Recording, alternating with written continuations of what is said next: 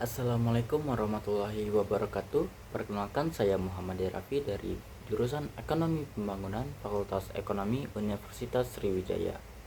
Pada video kali ini saya akan menjelaskan materi pemikiran Keynes dan post-Keynes. Dimulai dari pemikiran Keynes yang diperkenalkan oleh ekonom Inggris terkenal bernama John Maynard Keynes. Latar belakang munculnya pemikiran Keynes sangat erat kaitannya dengan kondisi ekonomi dunia pada saat Great Depression pada tahun 1930-an. Pada masa itu terjadi pengangguran besar-besaran, penurunan produksi, dan krisis ekonomi yang berkepanjangan. Teori ekonomi klasik yang ada pada saat itu percaya bahwa pasar akan selalu menyesuaikan diri menuju keseimbangan secara otomatis. Namun, kenyataannya krisis justru berlangsung lama dan tidak kunjung pulih. Melihat kegagalan teori tersebut, Keynes kemudian mengembangkan pendekatan baru yang dituangkan dalam karyanya yang terkenal, yaitu General Theory of Employment, Interest, and Money pada tahun 1936. Dalam teorinya, Keynes menekankan bahwa permintaan agregat adalah faktor utama yang menentukan tingkat output dan kesempatan kerja dalam perekonomian. Fokus utama teori Keynes adalah bahwa perekonomian tidak selalu berada pada kondisi full employment atau kesempatan penuh kerja. Justru, dalam kondisi tertentu, perekonomian bisa terjebak dalam situasi pengangguran tinggi. Oleh karena itu, Keynes berpendapat bahwa pemerintah harus berperan aktif dalam mengatur perekonomian, terutama melalui kebijakan fiskal seperti peningkatan pengeluaran pemerintah atau penurunan pajak untuk mendorong permintaan agregat. Selain itu, Keynes juga memperkenalkan konsep penting seperti konsumsi, investasi, dan marginal propensity to consume. Ia menjelaskan bahwa ketika masyarakat mengalami ketidakpastian, mereka cenderung menahan konsumsi dan investasi, sehingga ekonomi bisa melambat. Disinilah peran pemerintah menjadi sangat penting sebagai penggerak utama ekonomi. Selanjutnya masuk ke pemikiran post-Keynes. Teori ini muncul setelah Keynes meninggal, sekitar tahun 1950-an hingga 1970-an, sebagai bentuk pengembangan sekaligus kritik terhadap interpretasi arus utama terhadap pemikiran Keynes. Para tokoh penting dalam aliran ini antara lain Joan Robinson dan Hyman Minsky.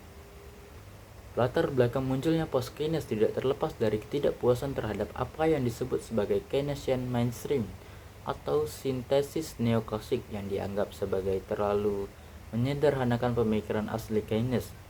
Para ekonom post-Keynes berpendapat bahwa banyak ide Keynes yang justru diabaikan atau disalahartikan, terutama terkait ketidakpastian, peran uang, dan dinamika sistem keuangan. Fokus utama teori post-Keynes adalah ketidakpastian fundamental dalam ekonomi. Mereka berpendapat bahwa masa depan tidak bisa diprediksi secara pasti, sehingga keputusan ekonomi tidak selalu rasional seperti yang diasumsikan oleh teori neoklasik. Selain itu, mereka juga menekankan bahwa uang bukan sekedar alat tukar, tetapi peran penting dalam mempengaruhi aktivitas ekonomi. Salah satu kontribusi penting dari aliran ini adalah teori ketidakstabilan keuangan yang dikembangkan oleh Hyman Minsky, yang dikenal dengan konsep Financial Instability Hypothesis.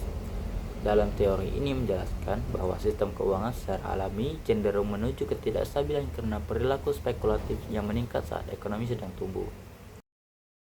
Selain itu, post-Keynes juga menekankan pentingnya distribusi pendapatan, peran institusi, dan struktur ekonomi dalam menentukan pertumbuhan. Mereka melihat bahwa pasar tidak selalu efisien dan seringkali memerlukan intervensi untuk menjaga stabilitas. Jika melihat relevansi dari kedua teori saat ini, maka kita menemukan bahwa pemikiran Keynes kembali menjadi sangat penting, terutama ketika dunia menghadapi krisis ekonomi seperti krisis keuangan global pada tahun 2008 maupun dampak pandemi COVID-19. Banyak negara menggunakan kebijakan fiskal ekspansif seperti stimulus ekonomi yang pada dasarnya merupakan penerapan ide Keynes. Sementara itu, pemikiran post-Keynes juga semakin relevan dalam memahami kompleksitas ekonomi modern, khususnya dalam sektor keuangan. Krisis keuangan global menunjukkan bahwa sistem keuangan memang rentan terhadap ketidakstabilan, sebagaimana yang dijelaskan oleh Minsky. Selain itu, Isu ketimpangan pendapatan dan ketidakpastian ekonomi global juga semakin memperkuat pentingnya pendekatan post-Keynes. Dapat disimpulkan bahwa pemikiran Keynes dan post-Keynes saling melengkapi. Keynes memberikan dasar penting tentang bagaimana permintaan agregat mempengaruhi ekonomi dan perlunya peran pemerintah. Sementara post-Keynes memperdalam analisis dengan menekankan ketidakpastian, peran uang, dan dinamika keuangan. Dengan memahami kedua teori ini, kita tidak hanya belajar sejarah pemikiran ekonomi, tetapi juga memperoleh alat untuk memahami dan menganalisis kondisi ekonomi saat ini yang semakin kompleks dan penuh ketidakpastian. Dan itu saja penjelasan dari saya mengenai teori Keynes dan post-Keynes. Terima kasih.